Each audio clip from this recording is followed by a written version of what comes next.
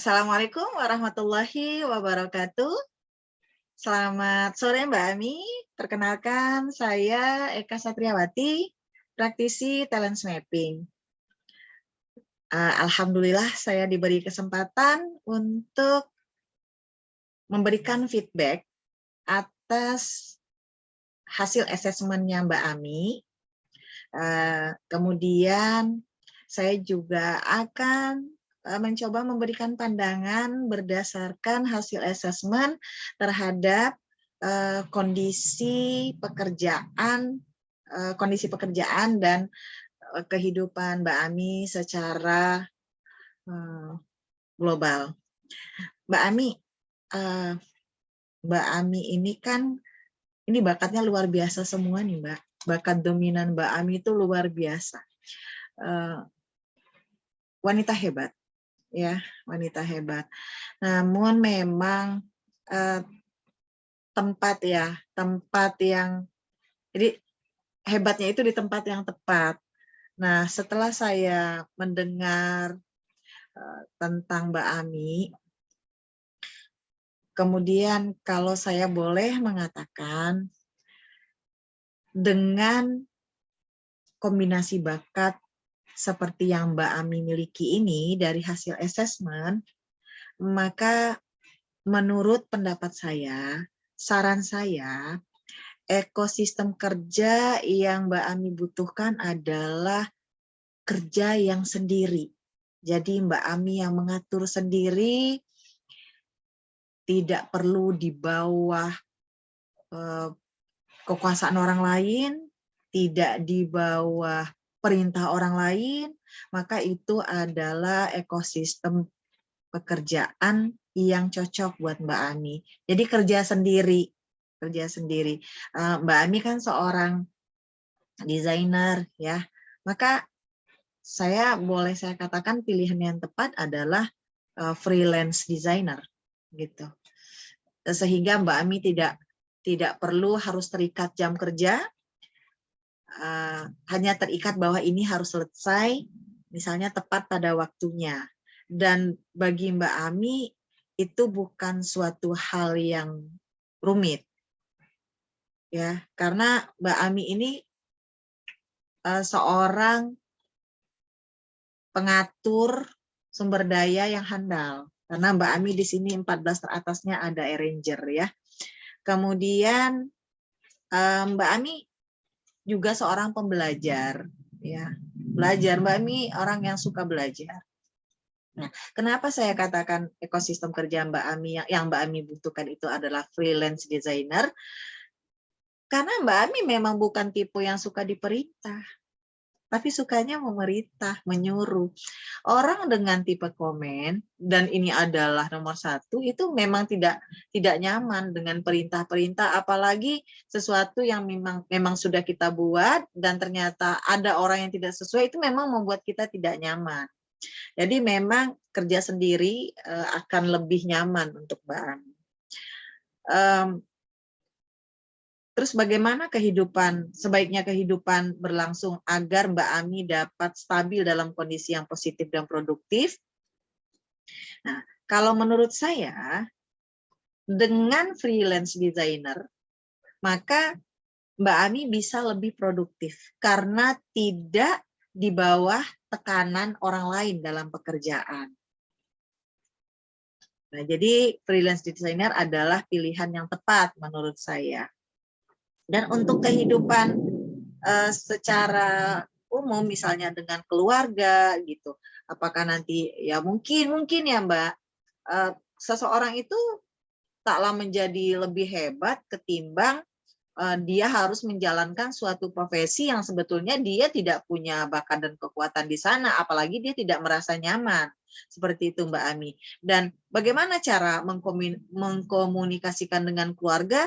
Mbak Ami itu memiliki bakat communication yang kuat, ya. Mbak Ami juga orang yang senang berpikir. Mbak Ami juga seseorang yang bisa mengenali orang lain dengan detail, ya. Sehingga dengan dasar bakat Mbak Ami ini, Mbak Ami mudah untuk berkomunikasi dengan orang lain sesuai dengan bagaimana orang itu. Karena Mbak Ami adalah seseorang yang mampu mengenal seseorang secara detail. Kemudian Mbak Ami juga bisa menjelaskan kepada keluarga kenapa memilih freelance designer, karena Mbak Ami punya gudang ide. Mbak Ami punya ide, Mbak Ami juga bisa merealisasikannya, mengkomunikasikannya, kemudian strategik, dan Mbak Ami juga seorang yang intellection, yaitu pemikir, sehingga kondisi yang Mbak Ami pilih ini bisa Mbak Ami diskusikan dengan keluarga. Nah, Mbak Ami, ini pilihan saya, gitu, dengan alasan ini, itu, dan lain sebagainya, dan dengan diskusi itu dengan kondisi yang menyenangkan, seperti itu. Sampaikan juga bahwa Mbak Ami tahu bagaimana merancang masa depan, karena Mbak Ami seorang yang futuristik, gitu. Kemudian Mbak Ami juga tahu bagaimana bisa mencoba untuk seperti latar belakang, gitu, kondisi yang sebelumnya, Mbak Ami bisa menghubungkan, sehingga bakat konteks Mbak Ami akan mencari strateginya, kemudian mendapatkan bagaimana ke depannya Mbak Ami, itu Mbak Ami bisa, gitu. Dan Mbak Ami memang seorang yang competition, ya. Mbak Ami akan berpikir bagaimana Mbak Ami bisa terbaik, ya, sehingga dengan bekerja sendiri Mbak Ami bisa menjadi terbaik, gitu. Karena Mbak Ami nyaman, seperti itu, Mbak. Jadi saran saya adalah Mbak Ami keluar dari perusahaan itu, kemudian menjadi freelance designer. Dan Mbak Ami, saya yakin Mbak Ami bisa mengkomunikasikan dengan keluarga. Begitu Mbak Ami. Ya, itu saran dari saya, semoga bermanfaat. Dan terima kasih sudah berkenan mendengarkan feedback dari saya. Terima kasih. Ini kan memang ada sedikit ya tentang bakat Mbak, ya. Di sini kan ada deliberatif. Nah, dengan deliberatif yang posisi bawah ini sebetulnya Mbak Ami adalah seseorang yang senang mencoba karena tidak takut gagal. Dan itu udah Masya Allah banget. Begitu Mbak Ami. Terima kasih Mbak Ami. Maaf lahir dan batin. Wassalamualaikum warahmatullahi wabarakatuh.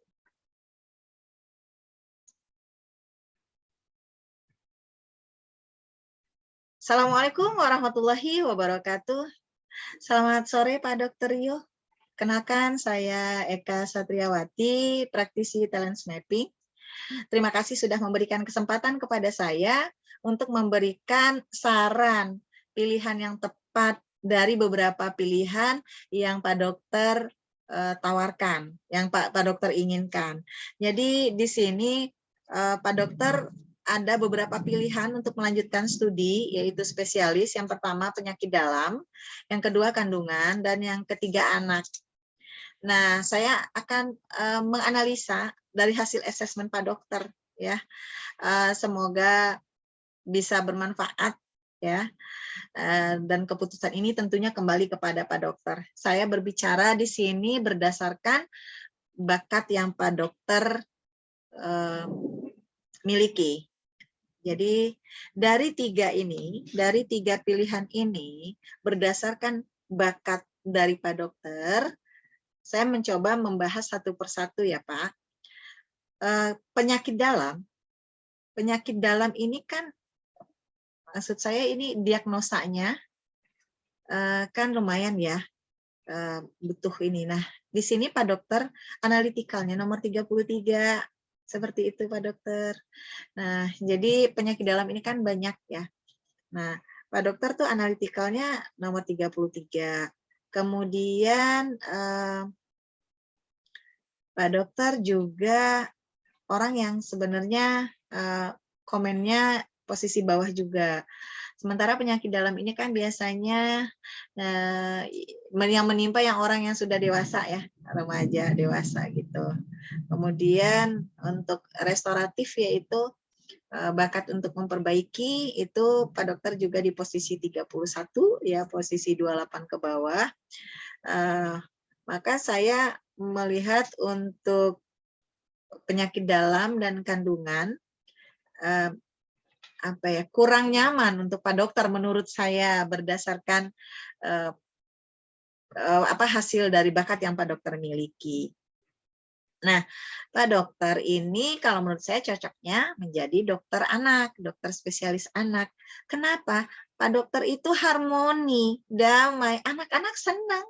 Anak-anak nggak suka kalau misalnya ada dokternya yang galak gitu. Dan Pak Dokter juga punya bakat empati di mana bisa merasakan apa yang dirasakan oleh anak-anak itu. Karena kan banyak juga kan anak-anak yang takut ke dokter, takut disuntik. Nah, Pak Dokter tuh paling bisa bagaimana supaya tuh anak jadi nyaman dengan Pak Dokter gitu. Kemudian Pak Dokter juga kuat responsibility-nya. Pak Dokter juga seseorang yang mudah bergaul gitu. Jadi anak-anak pasti suka gitu. Saya melihatnya seperti itu Pak Dokter. Kemudian Pak Dokter juga ada jiwa developer dan jadi Pak Dokter tuh bisa dengan anak-anak itu bisa deket gitu, terus bisa memotivasi mereka, seperti itu Pak Dokter. Jadi pilihan saya memang ke dokter anak cocoknya Pak Dokternya. Semoga sesuai dengan keinginan Pak Dokter ya, seperti itu Pak Dokter. Kemudian di sini komposisi bakat dan kekuatan yang dimiliki dapat menjadi pembeda dan penentu. Memang Pak, jadi di sini ada Bapak itu, Pak Dokter itu adalah seseorang yang caring ya, karena Bapak memiliki empati, ada belief tapi posisinya 15, kemudian relatornya itu ada di posisi 1. Jadi Pak Dokter ya termasuk orang yang peduli ya, caretaker.